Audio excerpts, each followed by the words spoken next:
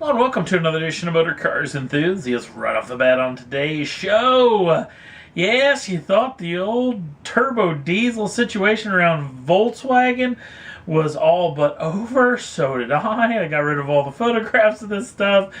And then now some more late breaking news about the whole diesel scandal. And it doesn't just involve Volkswagen, even though there's a lot of information coming out about some executives that are maybe getting a little bit out of the situation. One of them might have been up for up to 140 years in jail ahead of the plea bargain that he just agreed upon with the Department of Justice. Now, a German publication called Der Spiegel is actually reporting that the German government is looking into a collusion situation. Basically, not only Volkswagen and Porsche and Audi and everybody under the Volkswagen AG umbrella was involved in this diesel scandal, but almost every other German manufacturer and supplier was in on this deal. They were all in it together. This is an odd situation. In fact, not only is the German government looking into this, but apparently the Department of Justice here in the United States is looking into it as well. So, more to come on this particular situation. Another interesting thing that just broke the day of the taping of this program involves the United Kingdom, because the UK is going to ban all petrol and diesel-powered vehicles, new vehicles, to be sold no later than 2040. Yes, by 2040, the UK is going to be entirely EV and hydrogen, I'm assuming, even though they probably could go the ethanol route. But they said no petrol, no gasoline, no diesel-powered cars past 2040. Now, I think this is kind of a trick for them actually to pull this deal off, because here in the United States, EVs are probably somewhere around 3% of the market. Even though the UK is a lot smaller in size, this is a big ask in just a little over 20 years' time to get this done. If they were going to say 2050, even 2060, 2070, yeah, I could see that happening. But by 2040, that is very, very close. So we'll have to wait and see what may come of this into the future, because it may get way more interesting. Next up on the list, Ford GT is in the news, not for the world's greatest situation. There's been a little problem with the actual parts and pieces, some of the supplier pieces, some of the pieces actually not being in enough stock to actually fill out the orders, not coming in as quickly as Ford would like, which means there's going to be delays. If you're in the queue to own a brand new GT, you may have to wait a little bit longer to get your hands on this car, which may delay this thing quite heavily, because they're building this very slowly over the next several years, so it may take you a while before you can get your GT. So we'll keep you in tune if more information comes out about this. Next up on the list, petrol heads rejoice because we live in an amazing time. And believe you me, this is the golden age of motoring, because this isn't going to last forever, and we are living in a very interesting time. Take the brand new refreshed version of the Mustang GT, as Ford has laid down some goodness in this car. In fact, if you spec out this machine like you can get a GT right from your local Ford dealership, this is not a high-end GT. This is no special edition model. It's not a GT350. It's just the GT. This vehicle comes with the 5-liter, normally aspirated Coyote V8. Now, they've sprinkled a little goodness on this to coax out a little bit more power, 460 horsepower, 420 pounds-feet of torque.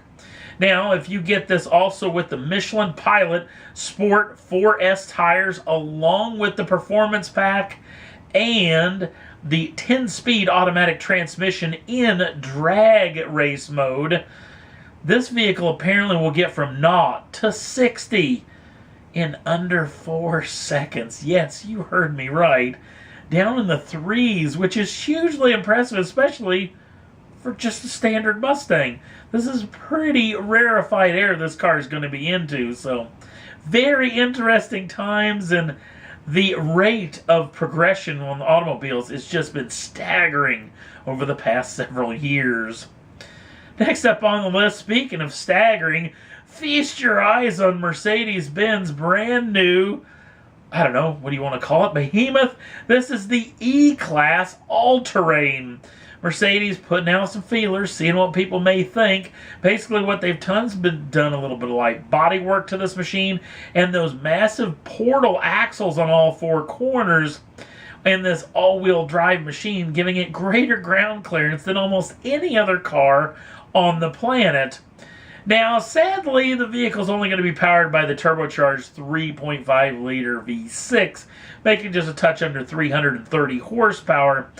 But if you think if they get enough people that love this thing and maybe do a little AMG magic to it or something, this thing would be a beast with no other in comparison. So, pretty interesting piece of kit. We'll see if Mercedes-Benz actually ever decides to put this into probably very, very limited production.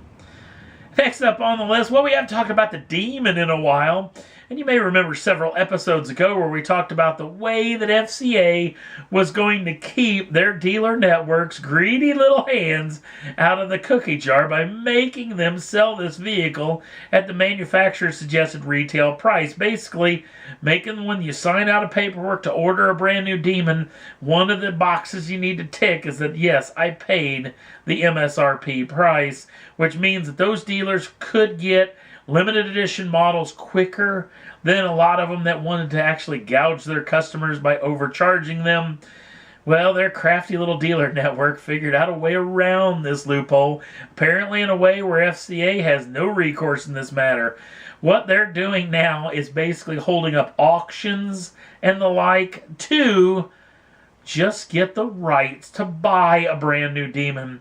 Hearing one eBay auction ended with a high bid of $75,000. You heard me right. Somebody paid $75 grand just for the rights to buy the car. They still have to pay the full MSRP, a little over $80,000. Yeah, that's a pretty expensive Demon. So, big bravo to the dealer network for getting around this deal. I kind of feel sorry for FCA in this whole situation, but pretty interesting indeed. And to think that people want to pay that kind of money, I've seen it in the past. It's pretty entertaining to actually take a peek. Last up on the list, let's talk a little bit about IndyCar, because I don't know if you're a big IndyCar fan, but the old 2016 model car was a little bit wonky looking. The big rear end on it, the massive wings front and rear, which really made the car look a little bit strange, but performed exceptionally well. Even allowing the manufacturers, that being Honda and General Motors, to actually spec out the cars and make their own aero kits for the machines. Well, a couple of days ago, IndyCar made a big announcement with a brand new Dallara chassis, as this is a spec class where everybody runs the same car, and feast your eyes on the brand new car. Gone is the big rear end, the wings are lessened, and it's got a lot more underbody downforce on the machine, which is going to gain back the bulk of the downforce that the old bulky sets actually put together. This thing is sleek and clean and will make its official debut in anger in the 2018 season. In fact, testing is already going on for this brand new machine at the Indianapolis Motor Speedway. Pretty cool piece of kit. Cannot wait to see it in action. And that's all there was that I thought was worth talking about for this edition of Motor Cars Enthusiasts.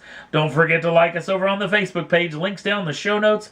Also, if you'd like to subscribe to the channel, you can do so at any time. Get the first dibs on the brand new shows as soon as they come out. Thanks for watching. We'll see you again real soon.